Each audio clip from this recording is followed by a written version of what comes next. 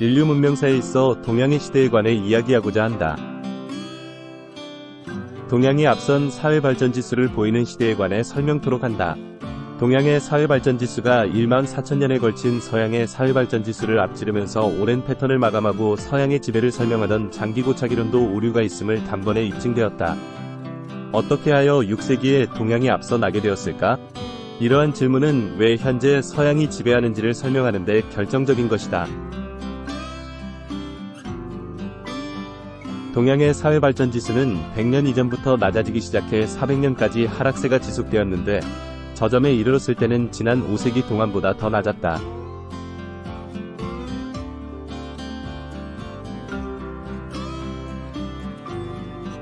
왕조가 무너지고 도시가 불탔으며 내륙아시아에서 중국 북부로, 중국 북부에서 다시 남부로 이어지는 대이주는 구획 신부를 뒤흔들었다.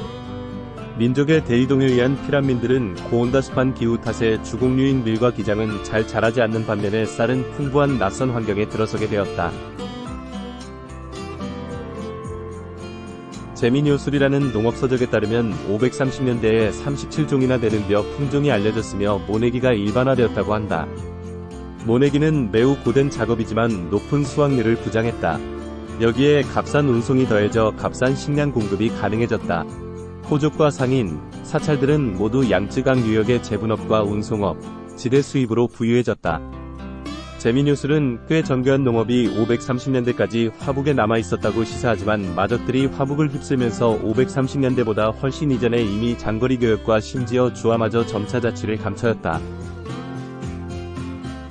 6세기 전 이란을 침략한 파르티아처럼 선비족은 유목과 농업 전통을 결합했고 여러 세대 동안 농민들에게 보호금을 뜯어내며 기마 지배층으로서 활동해왔다. 선비족은 380년대 화북의 폐허 속에서 북이라고 하는 이름의 국가를 수립했다. 선비족은 중국 지배층을 단순히 약탈하는 대신 그들과 거래를 하여 이전 국가의 조세체계를 약간은 유지하였다. 이러한 조치로 북인은 우위를 누렸는데 사실 이 우위는 상당하여 439년 화북 전역을 통일했다. 선비족이 계속해서 북부의 다른 국가들과 싸우는 동안은 문제가 없었지만 450년 건강의 근교에 접근했을 때 선비족 기마병들은 진정 도시를 위협할 수 없다는 사실을 깨달았다. 480년 효문제는 한 가지 해법만이 남아있음을 깨닫고 부가 국가로 나아가는 것을 선택했다. 그는 강력하게 개혁을 추진했다. 534년 북인은 전통주의자인 동위와 개혁주의자인 서위로 분열된다. 농민들과 지식층은 싸우는 법을 배웠고 577년 전세를 뒤집어 동위의 후신인 북제를 물리친다. 581년 쿠데타 이후 수나라로 국호가 바뀌었고 남쪽의 경제 산물을 이용하려고 하지만 대체로 실패하는 파편화된 국가가 등장했다. 589년 수나라의 황제는 함대를 건설하고 양쯔강 유역을 손에 넣었으며 거대한 군대를 건강에 투입했다. 황제는 경제를 초토화하는 처절한 전쟁을 치르지 않고 남중국을 정복했고 동양의 부흥이 시작되었다. 단일 거대 제국을 다시 수립함으로써 수나라는 두 가지 중요한 사업을 실시한다. 첫째는 북부에 기반한 강한 국가가 남부의 새로운 경제적 개척지대에 접근할 수 있는 길을 열었고, 둘째는 남부의 경제성장이 중국 전역에 확산되는 계기를 마련했다. 수나라의 황제는 군대를 이동시킬 수 있는 고속도로를 염두에 한 대운하는 남부의 쌀을 북부의 도시로 실어 나르는 중국 경제의 대동맥이 되었다. 저렴한 남부의 쌀이 북부 도시의 인구 폭발을 감당했다. 급성장하는 관료제는 부유한 농민과 상인의 사업활동을 규제하면서 발전에 제동을 걸었다. 그래서 농장주와 지주, 투기자들은 이러한 규제를 빠져나갈 길을 찾았지만 행정기관은 꾸준하게 확대되었다. 행정기관을 유지하기 위한 과거제는 실질적으로 귀족 가문이 언제나 높은 관직을 출생의 특전으로 만들 수 있었다. 그러나 7세기의 과거 성적은 실제로 성공을 위한 유일한 척도가 되었다. 측천무는 중국을 다스린 유일한 여성으로 흑천무의 세상은 589년 남부에 강력한 국가를 세웠고 남부의 경제발전에 방대한 영역을 열어준 중국 통일의 산물이었다. 이는 어떻게 하여 동양의 사회발전 지수가 급속도로 증가했는지를 설명해준다. 고위직에 대한 옛 귀족층의 장악력이 점차 느슨해지면서 관리에 임용되는 것은 사대부에게 부와 권세로 가는 가장 확실한 길이 되었고 경쟁이 치열해졌다. 683년 무우라는 여성이 등장하였는데 그녀는 가문이 연줄보다는 과거제를 장려했다. 하지만 과거제를 통해 지배적 위치로 부상한 유학자들은 무우를 매우 증오했다고 한다.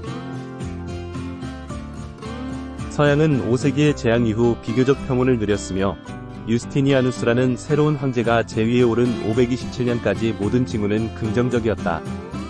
그러나 일부 비판가들은 그가 정말로 악마였다고 말한다.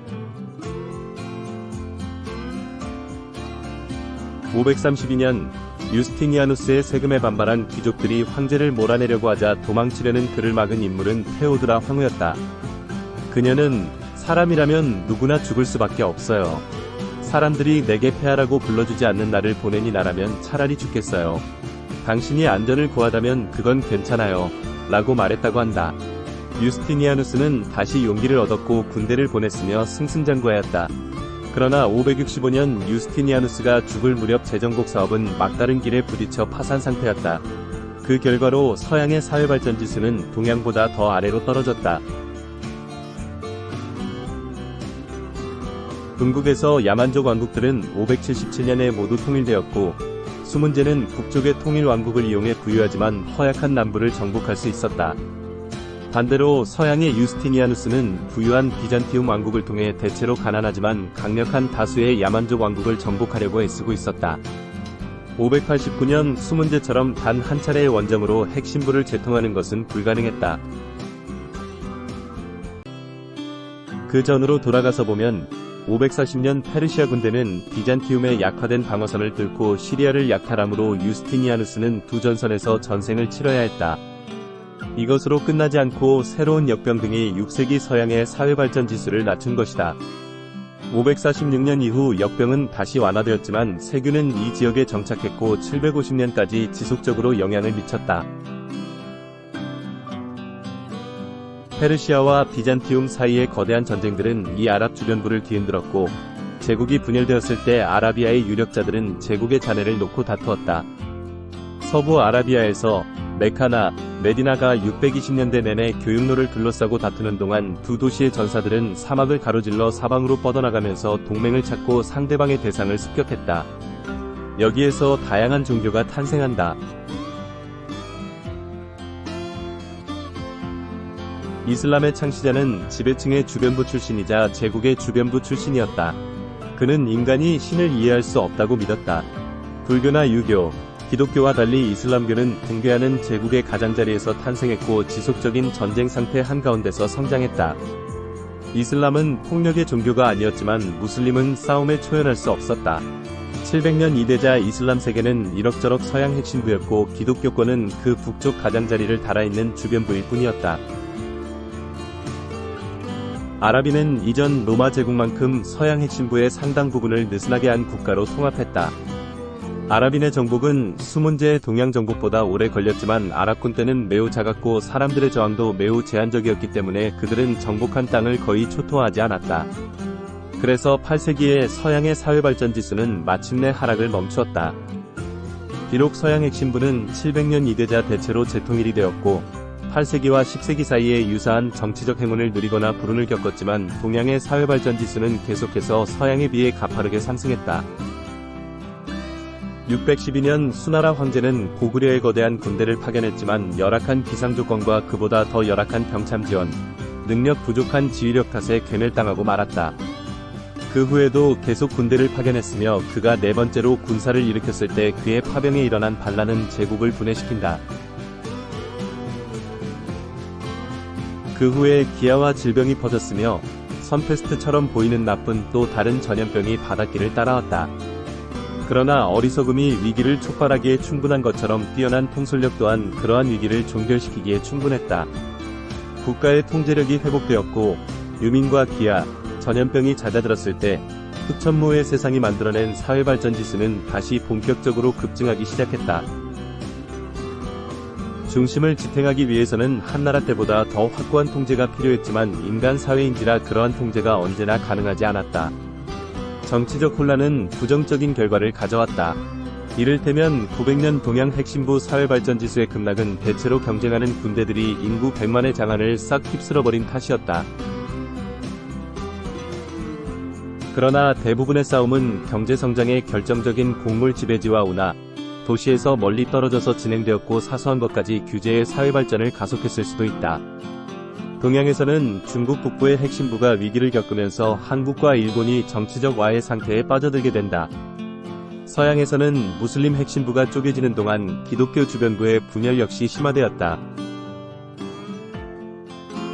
이러한 혼란도 충분하지 않다는 듯 900년 이후 유라시아는 새로운 종류의 압박이 진행되었다. 지구의 궤도가 계속 이동하면서 광대한 대지에 대한 대기압이 증가해 대서양에서 유럽으로 불어오는 편서풍과 인도양에서 남아시아로 불어오는 모순 계절풍이 약해졌다.